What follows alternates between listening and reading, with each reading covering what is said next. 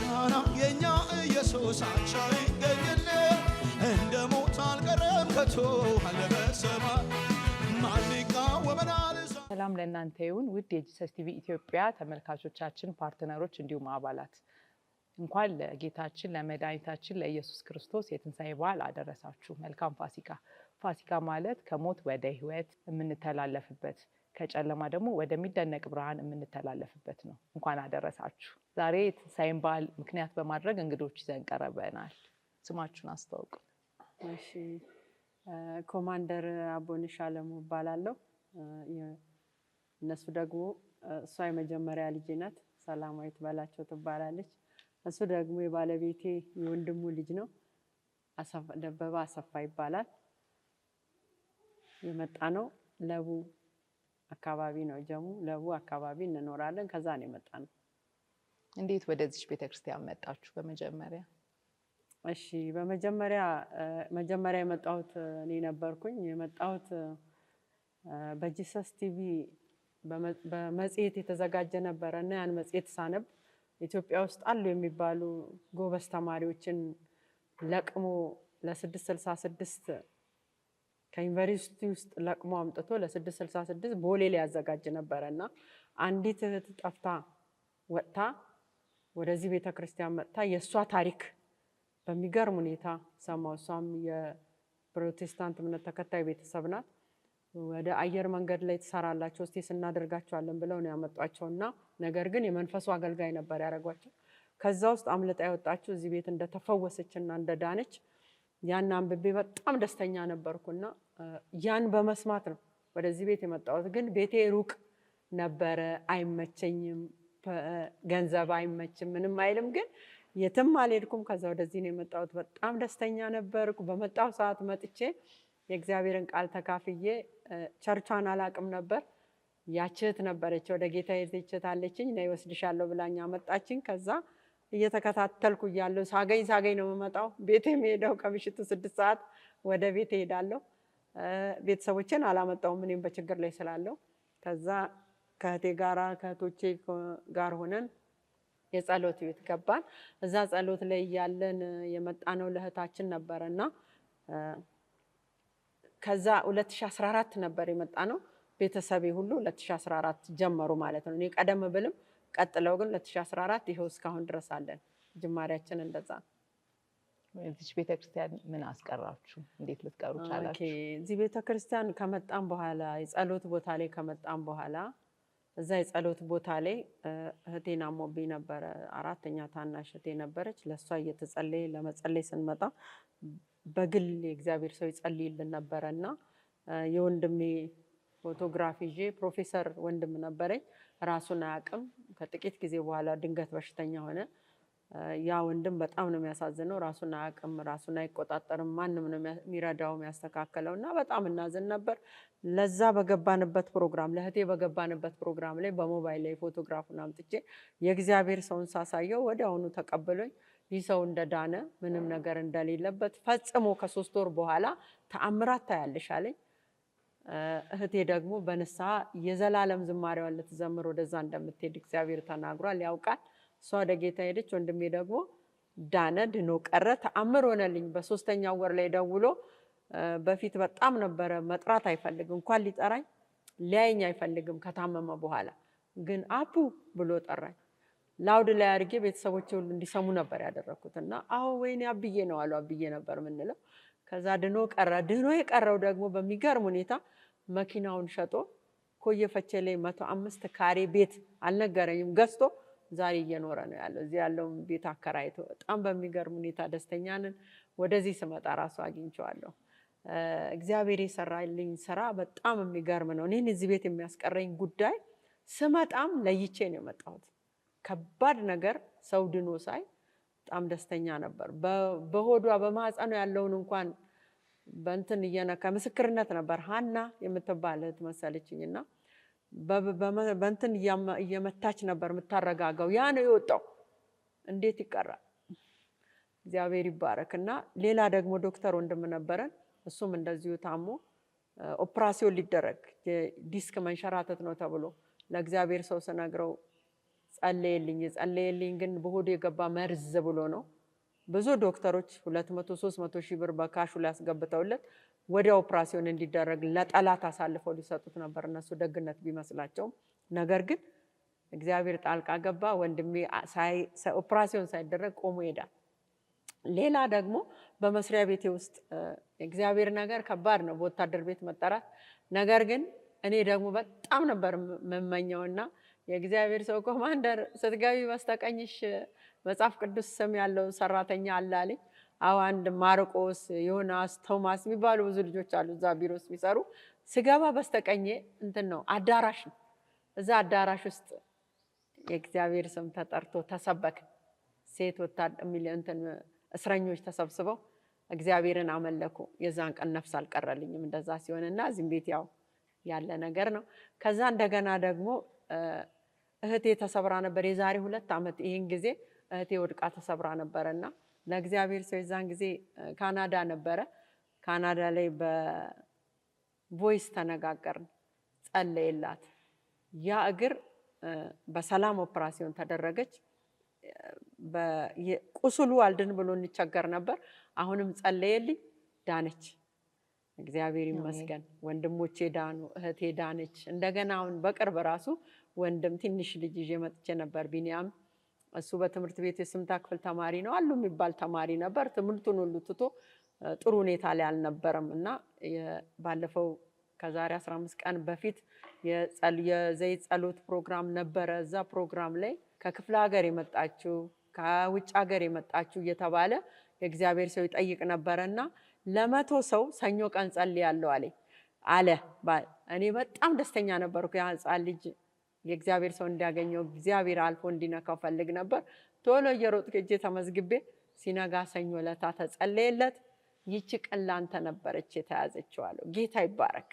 እኔን የማያስቀረኝ ነገር እዚህ ቤት ምንም ነገር በእግሬ ብሄድ እሄዳለሁ እና እግዚአብሔር ይባረክ። በጣም የሚገርም ነገር ነው የሆነው። እኔም ራሱ ብዙ ጊዜ ያመኛል። የእግዚአብሔር ሰው አይት አድርጎ ድኜ እሄዳለሁ፣ አልፎ ያድነኛል። ባለፈው ራሱ ማሰልጠኛ ገብቼ እግሬ እምቢ ብሎኝ ሩጫ ስሮጥ ስሰራ ምናምን ይሄ አብጦ ተቸግሬ በድጋፍ ነበረ የመጣሁትና እግዚአብሔር አምልጠሻል አለኝ። አስመለጠኝ፣ አምልጬ ቀረው። እግዚአብሔር ስሙ ለዘላለም የተባረከ ይሁን። እና ያው ከምናስታውሳቸው አንዱ ትዝ ከሚለን እዚህ ከመምጣታችን በፊት ያስቸግረን ነበረ።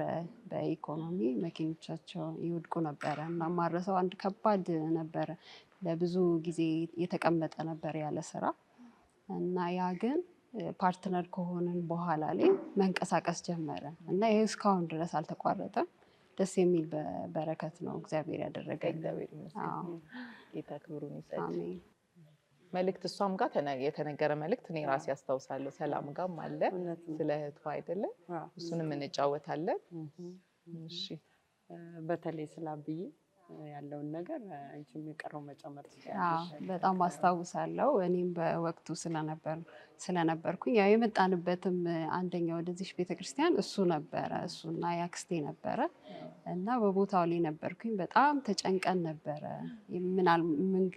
የመጣነው ለእህታችን ለአክስቴ ቢሆንም ግን በቃ ከመጣን አይቀር ደግሞ ብለን ፎቶ ነበር እንደውም እኔ ይዤ አስታውሳለሁ። ስክሪን ላይ አድርጌ ነበር ለእግዚአብሔር ሰው ያሳየሁት እና በጣም በሚገርም ሁኔታ ማለት ረጅም ቃላቶችን እንኳን አልተጠቀመም። በጣም አጭር ነው። ቱ ዘ ፖይንት ነበር የእግዚአብሔር መንፈስ ሲናገር የነበረው እና በጣም እናየው ነበረ እና ከ3 ወር በኋላ ለምስክርነት ትመጣላችሁ ነበር ያለው። ይሄ ሰው ግን እንኳን 3 ወር ከዛ በፊት ለ7 ዓመት ያህል ይሆናል እናቱ ካረፈች በኋላ ላይ በጣም ይቸገር ነበር። ራሱን አያውቅም። በቃ ፕሮፌሰር ነው ግን መንቀሳቀስ አይችልም። ሰው መለየት አይችልም እና በጣም እንቸገር፣ ግራ ገብቶን ጨንቆን ነበረ። ግን እግዚአብሔር ያንን ለበጎ አደረገውና እንደተናገረው ከ3 ወር በኋላ ይህ ሰው በቆመ ማለት ነው እና ነበርኩኝ ሲናገር በቃ ለልቤ ይታወቀኝ ነበር። በደስታ ነበር የተቀበልነው። ከዛ በኋላ ምንም አልተጨነቅንም። እንደተናገረው ቃሉ ተፈጸመ። ከ3 ወር በኋላ የሰው ደህና ሆኖ ደወለና አናገረን እና እዚህ ቤት የማያስቀረን ምንም ነገር የለም። ብዙ ነገር ተደርጎልናል። የኛ ኢየሱስ አንቺ ይገኝል እንደ ሞት አልቀረም ከቶ አለ በሰማይ ማን ይቃወመናል? አስታውሳለሁ አንዴ ላንቺ መልእክት መጥቶልሽ ነበረ። እስቲ እሱን አጫዎችን እንዴት ነበረ ስለ እህትሽ? ያው እንግዲህ እዚህ ምልክት ይዘሽ ነበር። እዚህ ከመጣን ጀምሮ ዝም ብለን እንመላለሳለን። በቃ ኦልሬዲ አንዴ ገብተናል ብለን እና እህቴ በስራዋ ሆስተስ ነበረች እና ጊዜያቸው የእረፍት ጊዜያቸው ዊከንድ ላይ ላይሆን ይችላል እና በቃ እኛ የምናስበው የእሁድ ቀን ስለማይመቻት ብለን ነበር የምናስበው። ነገር ግን እግዚአብሔር የሚያውቀው ነገር ነበረው እና የእግዚአብሔር መንፈስ በጉባኤው አልፎ በእግዚአብሔር መንፈስ አልፎ የእግዚአብሔር ሰው ተናገረን እና ምንድነው አንዲት ነፍስ ያለው አየር መንገድ የምትሰራ ከፊት ለፊቷ ሞት አለ ነይ ውጪ ብሎ ተናገረ። የመጀመሪያ ጊዜ ማለት ነው። እና ያንን ሲናገር በወቅቱ እሷ የለችም። እኛ ጭንቅላት ውስጥ ረስተነዋል። በቃ ታሪካችንን የሚያውቅ እግዚአብሔር ግን ማንን ማስመለጥ የሚያውቅ እግዚአብሔር በሌለችበት ተናገረን እና አቡ ነበረች የወጣችው ፊት ለፊት ለዛሬ ሳምንት ነይ በሏት አለን። በቃ እኔ ተስፋ አደረኩኝ የዛሬ ሳምንት እስከዛ ድረስ አገኛታለሁ የሚል እና ኮኔክሽናችን ደግሞ በጣም ቅርብ ስለነበረ እንነጋገራለን። የዛን ሰዓት ግን አጣኋት ማለት ነው። ማለት በቃ አትናገርም፣ እኔ ቴክስት አደርጋለሁ አትመልስልኝም፣ ኦንላይን ናት፣ ምንም ላገኛት አልቻልኩም። ለእኛ የምትለን ካለፈ በኋላ ላይ ስትነግረን ፍላይት ተደራርቦብኝ ነው መምጣት አልቻልኩም፣ እንደዚህ ነበር ያለችው። እኔ ግን ስለጨነቀኝ ከአንድ ሳምንት በኋላ ምንድን ነው የማደርገው እስከዛሬ ሳምንትስ ጌታ ተናግሮ ሳምንት ይዛችኋት ኑ ስላለ በቃ እሱ ተስፋ አድርጌ ነበረ። ሳምንቱ ካለፈ በኋላ ግን አሁን ምንም የተናገረን ነገር የለም።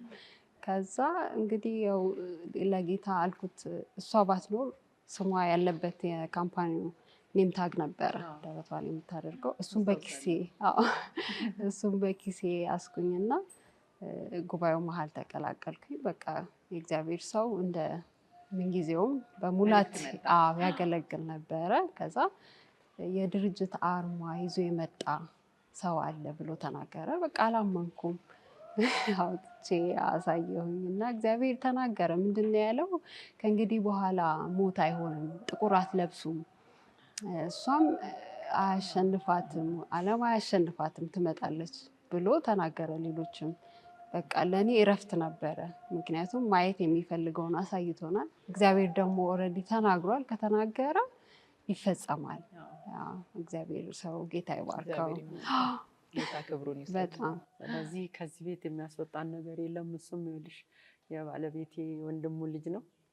የሚሰራው ወደ ሶማሌ ጠረፍ ላይ ነው። መንገድ ባለስልጣን ውስጥ ነው መንገድ ነው የሚያሰራው እና በጣም ታሞ ነው የሚመጣው። እስቲ ይሆነልን ንገረን፣ አንተ ራስህ ንገረን፣ ይሆነልን ንገረን እስቲ። ለእኔ ብዙ ነገር ነው የሆነልኝ። እግዚአብሔር ቤተሰብ ይሰጣል፣ ከቤተሰብም ቤተሰብ ይሰጣል። እነኝም ቤተሰብ ሰጥቶኛል። ሰው ወደ እረፍት ሲወጣ እኔ ታምሜ ነው የሚወጣ። ከዛ ሲታመም ማን ጋር ነው የሚመጣው? አቡዬ ጋር ነው የሚመጣና ኮማንደር ጋር ነው የሚመጣው። ኮማንደር በቃ ማታከም የምንችለውን እታከማለሁ። ሁኔታን አይታ ደግሞ በቃ የሚችለው እግዚአብሔር ነው፣ እግዚአብሔር ቤት ወስዳለሁ ትለኛለች። ከዛ እዚህ ይመጣለሁ ማለት ነው። እዚህ ወደዚህ እንመጣለን። ፕሮግራም በአጋጣሚ ፕሮግራም ሲኖር ነው የሚመጣው ከዛ ሳይት። ከዛ ፕሮግራሙ ደግሞ የዘይት ፕሮግራም ሊሆን ይችላል፣ የተለያየ ሊሆን ይችላል እኔ የሚመጣበት ሰዓት ማለት ነው። ከዛ ይጸለይልኛል። ከዛ አሁን አስታውሳለሁ መጀመሪያ የመጣበት ጊዜ ከጮጋራ በጣም እያስቸግረኝ ነበርና ጮጋራዬን ያመኝ ነበረ። ከሱ እግዚአብሔር አድኖኛል፣ ተጸልዮልኝ ማለት ነው። ጨጓራ ጨጓራው ደግሞ የሚገርመው ቀይ ወጥ አይደለም ሲያዩ ነበር የሚታመመው። እዚህ ጋር ቀይ ወጡን ሲያዩ ቀይ ወጡን ሲያዩ ከዛ የእግዚአብሔር ሰው ሲጸልይለት ወደ ቤት ሄደን ስንሄድ የሰራነውን የቀይ ምስር ወጥ ነው የበላው። በጣም እግዚአብሔር ይመስገን ብዙ ነገር ነው ተደረገልኝ እና በጣም ያጣድፈኛል ማሜ። በቃ እዚህ ሲመጣ ተፈውሼ ሲገባ ደግሞ በቃ ፊቴ ሁላ ይበራል። በቃ ወደ ነበርኩበት መለሳለሁ ማለት ነው እና በየአመቱ ሲመጣ በቃ ተፈውሼ ነው የሚገባ ማለት ነው። አሁን በ2016 የሆነልኝ ሐኪም ቤት ሄጄ ዲስክ መንሸራተት ነው አሉኝ እና ሪፈር አድርጎልኝ ያን ሪፈር ነው ወደዚህ ሄጄ መጣሁ ማለት ወደ አዲስ አበባ። ከዛ ሲመጣ ለኮማንደር ነው ማሳያት እና ሁሉም ነገር ለኮማንደር ነው ማሳያት። ምክንያቱም እሷ በቃ ሲሪየስም ነች ያለችው ይሆናል በቃ ማለት ወደ ቸርች ነው የምትወስደኝ። መፍትሄ አለ መፍትሄ አለ እና ወደ ጌታ ቤት ትሄዳለች። ደስ ስለምትልኝ በቃ ለእሷ አሳያታለሁ እና ከዛ በቃ ቸርች ትሄዳለህ ከዛ ድነት ትመጣለህ ነው መልሱ። ከዛ ወደዚህ ሲመጣ ያንን እንደውም ሰፈር ነበር የምታከመው ደረቅ መርፌ ነበር ሲወስድ የነበረው ማለት ነው። ያ ደረቅ መርፌው ለሳምንት ነው የታዘዘልኝ። እዚህ ፕሮግራም ደግሞ ኮንፈረንስ ነበረና ኮንፈረንስ ላይ በቃ ያንን አቋርጬ መጣሁኝ ወደዚህ ማለት ነው። ወደዚህ መጣሁኝ በቃ ድኜ ገባሁ ማለት ነው። ተፈውሼ ገባሁ ተጸለየልኝ። በቃ ብዙ ነገር ነው ተደረገልኝ ማለት ነው። እንዳጋጣሚ ሆኖ ደግሞ ሁሉ ጊዜ እሱ ያው ርቆ አይደል ያለው ሶማሊያ አካባቢ። ከዛ በተመለሰ ቁጥር እዚህ ቸርች ውስጥ ደግሞ የሆነ ነገር ይኖራል ወይ በዘይት የሚጸለይበት ቀን ነው የሆነ አዋጅ ታውጇል እና እዛ ላይ ሁሌ ይገኛል። ከዛ ከተገኘ በኋላ ላይ የማረሳው ያው በኢኮኖሚ በቃ በጣም ስቴብል ከፋሚሊያቸው በጣም ስቴብል የሆነ መሬት ሁሉ እስከ መግዛት የራሱ ቤት እስከ ስራት ድረስ የደረሰ ነው እና ጌታ በብዙ ነገር ድንቅ አድርጓል። እንዴት ነው ክርስትና ህይወት እንዴት ትገልጽታላችሁ? እንዴት ነው?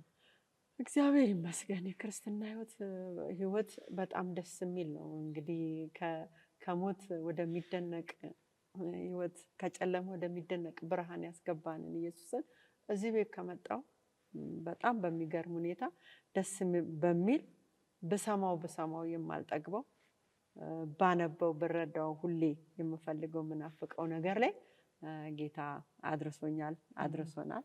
በጣም ደስተኞች ነን በእግዚአብሔር ህይወት ላይ በክርስቶስ ህይወት ላይ ከሞት መዳናችን ትንሳኤው ደግሞ ምስክራችን ነገ የመንግስቱ ወራሽ መሆናችንን ከሱ ጋር መነሳታችንን ምስክራችን ትንሳኤው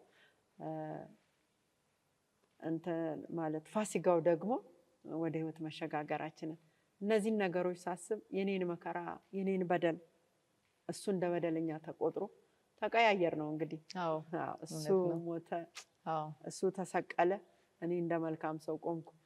ከዛም ልጄ ብሎ ዛሬ ላይ እዚህ ላይ በጣም በሚገርም ደስታ ላይ አለን። ለዘላለም ህይወቴ ምስክር ትንሳኤው ነው። ሲሞት ሞቻለሁ ጥምቀት እንወስድ እንደሆነ ሲነሳ ደግሞ ተነስቻለሁ አድራሼን እንዳውቅ አድርጎኛልና በጣም ደስተኛ ነን። ሰላምዬስ? እናቴ ኮማንደር እንላታለን። ኮማንደር አቦነሽ አለሙ ከመሆኗ በፊት ግን መልእክት ነበረ። ይሄ ማለት ከኮማንደር በፊት የነበራት የራሷ ማዕረግ አላት። አልተቀበለችም ገና ኮማንደርነትን። ነገር ግን የእግዚአብሔር መንፈስ በእግዚአብሔር ሰው አማካኝነት ኮማንደር ልበልሽ አላት። በለኝ አለች። ከዛን ጊዜ ጀምሮ ኮማንደር ሆኖ ቀረ እና ማስታውሰው እዛ ሰፈር ውስጥ ስትመላለስ ማለት መስሪያ ቤት ውስጥ ስትመላለስ በማዕረጓ ሳይሆን ይጠሯት የነበረው ኮማንደር ብለው ነበር ይጠሯት የነበረው። ምን ያህል መለኮታዊ አሰራር እንዴት እንደተቆጣጠረው።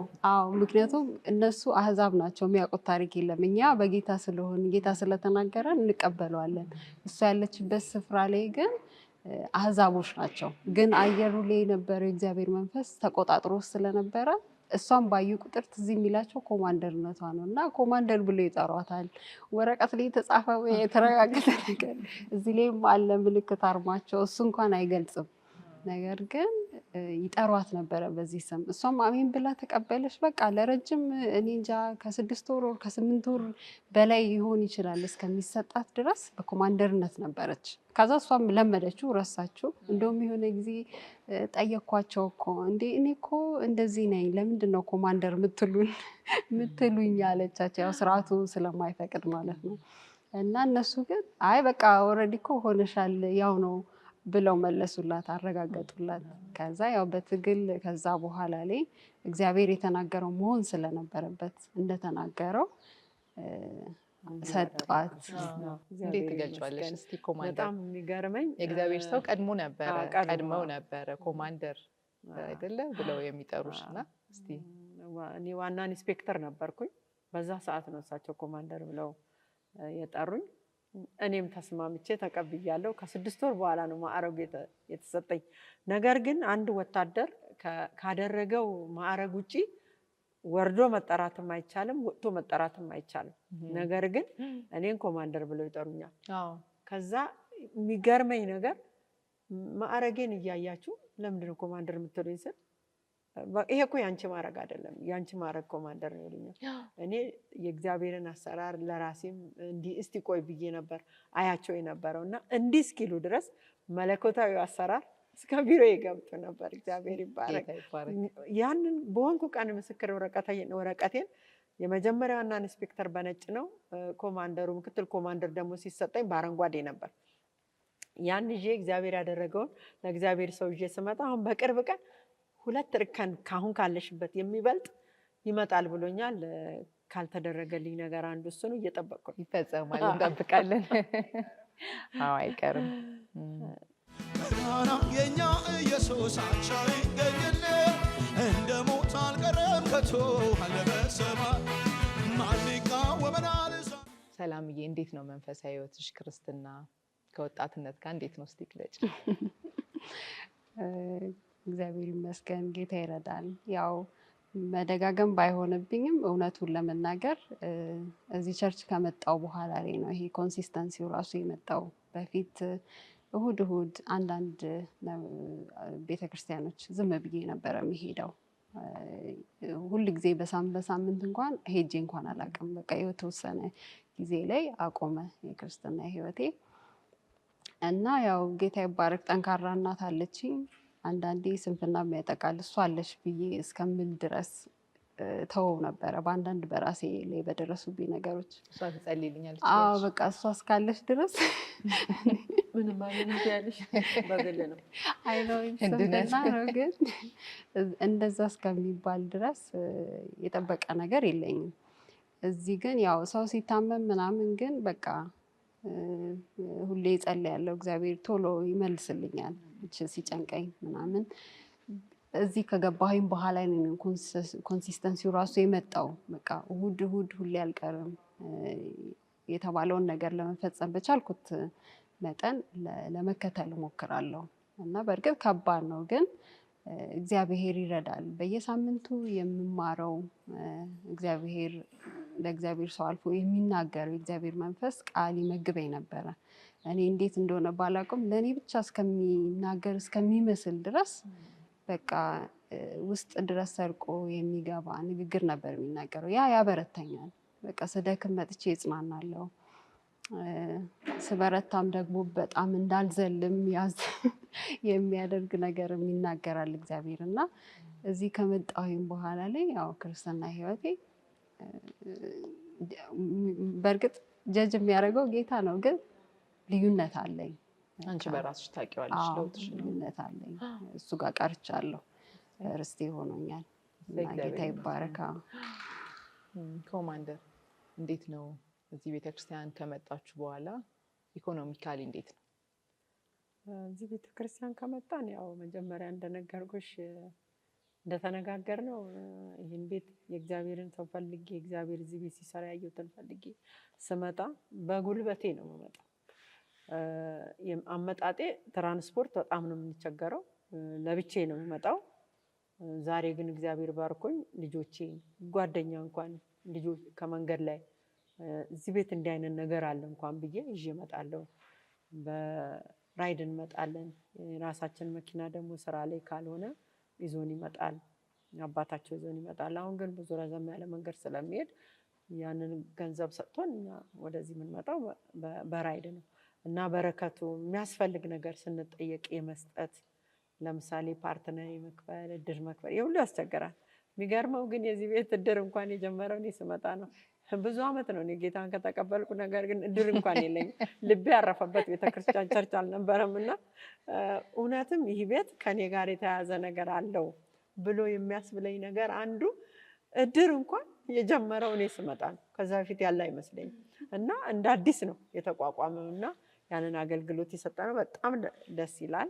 እና የበረከቴም እንደዛው ነው። የቤተ ክርስቲያን መዋጮ ሲጠየቅ ቤት አዲስ ቤት ሲሰራ እነዛ ለማድረግ ያው እንትን ሎተሪም በቆርጥ የራሴ የምሰራው ነው። በአንድ ቀን ለመስራት ግን ሎተሪ እየቆረጥኩ ነው ያለው። በአንድ ቀን እግዚአብሔር ሰው ሰርቶ እንዲጨርስ 10% ብቻ ከላይ ያለው ወስጄ ሌላውን 90%ን ለቤት መስሪያ ላደርግ እስካሁን ሎተሪ እየጣልኩ በጣም ታስቀናለች። እሱን ነገር እኔ ማውቀዋለሁ። አጫውቺ ተማቷ እኔ እንጃ ከዚህ በፊት የምትቆርጥ አይመስለኝም። ይሄ ነገሩ ከመሆኑ በኋላ ግን በቃ እንዴ ለምንድን ነው ማንሞክረው ማለት ፍላጎቷ ነው እግዚአብሔርን ቤት ለመስራት እና ብቻ ይድረሰኝ እንጂ 99% ለሱ ነው የምንሰጠው። እንዴ እኛስ ምናምን እንላታለን። የምሰማው ነገር እናንተ አልሰጣችሁ ማለት ሎተሪ ሲደርስንም 10% ለእኔ የምለው የእግዚአብሔር ሰው እምቢ እንዳይለኝ ብዬ ከላዩ ላይ 10% አንስቼ እስካሁን እያደረኩ ነው። እግዚአብሔር ሲያደርገው አንዳንዴ እባክህ ታዘበኝ ስጠኝና ብዬ ለምነዋለሁ ጌታ ይረዳናል። በዚሁ አያይዤ እስቲ ሰው ሲባረክ አንዳንድ ጊዜ አንዳንድ ሰው ሲባረክ ከቤተ ክርስቲያን ይቀራል እና ከቤተ ክርስቲያን ኢኮኖሚካሊ መባረክ እንዳያስቀረን ምን ዘዴ ማድረግ አለብን? ምንድን ነው? ምን ትላላችሁ? እስቲ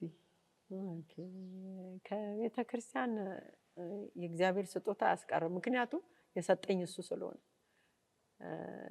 እግዚአብሔር አምላክ ራሱ ነው የሰጠንና የሰጠኝና የበለጠ ቢትረፈረፍ ከሱ ጋር የምጣበቅበት ጊዜ ነው የሚበዛው እና ለምን ሰጪውን ማወቅ ትልቁ ነገር የሰጠኝ ማን ነው። አሁን እንኳን ሳየው እዚህ ቤተክርስቲያን ከመጣሁ ጊዜ ጀምሮ ያለው በረከት በእግሬ ሄድ የነበረውን ዛሬ በትራንስፖርት መሄዳችን እና እንዲህ አይነት በረከት የባረከን ቤት ስለሆነ እግዚአብሔር ስለሆነ የዚህ ሁሉ መፍትሄ ጌታ እሱን ማወቅ ነው ትልቁ ሚስጥር። ስለዚህ የሚያስቀር ነገር ሊኖር አይችልም። ጌታን ማወቅ ጌታ ለኔ ሰላምዬስ ምን ትያለሽ? ይሄንን እስቲ አስተያየት። ልክ ናት። ያው ዋናው ምንጩን ማወቅ ነው የመጀመሪያው። ከዛ በዘለለ ደግሞ ብርና ገንዘብ አላፊ ነው ጠፊ ነው እና የዘላለምን ሕይወት ባገኘንበት በእርሱ መታመን ነው ዋናው። የሰማይ መስኮትን ከከፈተ በአንድ ቀን ማድረግ የሚችለውን አምላክ ዋናውን እሱን ማወቅ ነው። እሱን አለማወቅ ወይም አይኖቻችን ሌላ ቦታ ላይ ስናደርግ ምናልባት ይህንን ስህተት ልንሳሳት እንችላለን፣ ከበረከት ሊያስቀረን ይችላል። ነገር ግን ማየት ያለብንን አምላካችን ካየነው እነዚህ ሁሉ የመጡት ከሱ የተነሳ ነው ብለን ስለምናስብ ዋናውን ይዘናል እና ያው እሱን ማወቅ ነው ጥበብ፣ እሱን ማሰብ ነው። እዛ እንዳንቀር ይረዳናል ማለት ነው። ማይ ጥሩ ደቤ ተጫወት እስቲ አንተ ወደዚህ ቤተክርስቲያን መጥተሃል፣ የሆነልህ ነገር አለና አንዳንድ ሰዎች በአንዳንድ ነገር ሲባረኩ ከቤተክርስቲያን ይቀራሉና ምን ትላለህ? እስቲ ስለሱ እንዴት ነው ዘዴ ማድረግ ያለብን ከቤተክርስቲያን እንዳያስቀረን ሀብት? እኔ እንግዲህ የምሰራበት ፕሮጀክት ላይ ነው። ያው ፕሮጀክት ላይ እስከሆኑ ድረስ ከተለያየ ሰው ጋር ነው የምንሰራ እና እሱ ትንሽ ተጽዕኖ አለብኝ ማለት ወደዚህ እንዳልዘነብል የሚያደርጉ እንትኖች አሉና ከሱ ግን እግዚአብሔር ረድቶኝ ወይ በእረፍት ወር ደግሞ በዓል ሲመጣ ወደዚህ በሚመጣበት ጊዜ ወደዚህ ይካፈላለሁ እና ቸርች እመጣለሁ እና በተረፈ ደግሞ በዩቱብ አሉኝ እና በዩቱብ ሲከታተል አንዳንድ ነገሮችን እንትን እላለሁ ማለት ነው። ማለት ሰጪው እግዚአብሔር ስለሆነ እሱን አውቀን ለሱ መልሰን እንድንሰጥ ማለት ነው። እኛ ራሳችን የእግዚአብሔር ስለሆን መስጠት አለብን ማለት ነው። ያለብንን ነፃ መስጠት አለብን። ምክንያቱም ጌታ ሕይወቱንም ሰጥቶናል ብዙ ነገር ስላደረገልን ማዳን ሆኖልናልና ምንም ምድር ላይ እስከ አለን ድረስ መስጠት አለብን ነው ማለት። አሁን ደቤ ያሳደግኩት ልጄ ስለሆነ ከትናንቱ ይልቅ አሁን የተሻለ ነገር አለው። ከጌታ ቤት አላስቀረውም። ሰጪውን የተረዳ ሰው ነበር። አዎ ቅድም እንደነገረ ተባርኳል። በእግዚአብሔር ቤት የተረዳ ሰው ስለሆነ ሰጪውን ነው የሚያ የመጡ ነገሮች ሁሉ እነሱ እንደ ጥላ ነው የሚከተሉት። እውነት ነው። ስለዚህ እኛ ያን ይዘን እንደምንሄድ ነው የምናውቀው። እግዚአብሔር ይመስገን። ኮማንደር ሰላምዬ እንኳን አደረሳችሁ ለፋሲካ በዓል ማለት የምትፈልጉትን ማለት ትችላላችሁ። እኔ ልል የምፈልገው የቤተ ክርስቲያናችን ባለራዕይ እግዚአብሔር ሰው ነብይ ኤርምያስን ከነ ባለቤቱ ከነ ልጆቹ የሱ የሆኑ ቤተሰቦችን በመጀመሪያ ደረጃ የምወደውና የማከብረው እንኳን አደረሳችሁ ማለት እፈልጋለሁ። ከዛ በመቀጠል የመንግስቱ ወንጌል ዓለም አቀፍ ቤተክርስቲያን ፓስተሮች፣ ሰራተኞች፣ አገልጋዮች፣ ፓርትነሮች እና በቤተ ክርስቲያን ውስጥ የሚገለገሉ በውጭም በዓለም ላይ ያሉ ክርስቶስ ትንሣኤ እንኳን አደረሳችሁ ማለት እፈልጋለሁ። ከዛ በመቀጠል ቤተሰቦቼን፣ ጓደኞቼን በጌታ የሆኑም ያልሆኑም ይህን ቴሌቪዥን የሚመለከቱ እንኳን ለትንሣኤ በዓል አደረሳችሁ ማለት እፈልጋለሁ። ሰላምዬ። እሺ በመጀመሪያ ያው መንፈሳዊ አባቴን የእግዚአብሔር ሰው ነብይ ኤርምያስን እና ከነ ባለቤቱ ልጆቹ እንኳን ለትንሣኤ በዓል መታሰቢያው ጌታ በሰላም አደረሰው ላለው። ከዛ በመቀጠል ደግሞ የዚህ ቤተክርስቲያን አባላትን፣ ፓርትነርሶችን የማውቃቸውንም የሚያውቁኝን ሁሉ እንኳን ጌታ ለዚህ በዓል አደረሰን እላለሁ። ከዛ ቤተሰቦቼ፣ ጓደኞቼ ጌታ እንኳን ለዚህ ትንሣኤ በዓል መታሰቢያው በዓል በሰላም አደረሰን እላለሁ። ደቤ አንተስ? እንኳን አደረሰ የሚለው ለዚህ ቤት ባለራዕይ የሆኑት ፕሮፌት ኤርምያስ ሁሴን እንኳን አደረሰ ከነቤተሰቦች እንኳን አደረሰ እላለሁ። ከዛ በመቀጠል ለዚህ ቤተክርስቲያን አባላት ሙሉ እንኳን አደረሳችሁ እላለሁ። ከዛ በመቀጠል ደግሞ ቤተሰቦችን እንኳን አደረሳችሁ መልካም ፋሲካ በዓል እላለሁ። እንዲህ እያልን ፕሮግራማችን እዚህ ደርሷል። መልካም የፋሲካ በዓል ይሁንልን። ፋሲካችን ኢየሱስ ነው እና ዛሬ ፋሲካ እንደመሆኑ መጠን ለእናንተ ትርጉም ያለው መዝሙር እስቲ ብትዘምሩልን። ተነስቷል ተነስቷል፣ የመቃብር ደጃፍ ተከፍቷል፣ ድንጋዩን ተንከባሏል፣ ከፈኑ ብቻ ነው አስክሬኑ የታል? እውነትም ኢየሱስ ተነስቷል። እናመሰግናለን። ዛሬ ከኮማንደርና ከቤተሰቦቿ ጋር የነበረን የጂሰስ ቲቪ ኢትዮጵያ የፋሲካ በዓል ፕሮግራማችን ይህንን ይመስላል። መልካም ፋሲካ። ይህንን ፕሮግራም የምትከታተሉ በሙሉ መልካም ፋሲካ፣ መልካም የትንሣኤ በዓል ይሁንላችሁ። ተባረኩ። የኛ ኢየሱስ አንቻ ይገኝልን፣ እንደ ሞት አልቀረም ከቶ አለ በሰማይ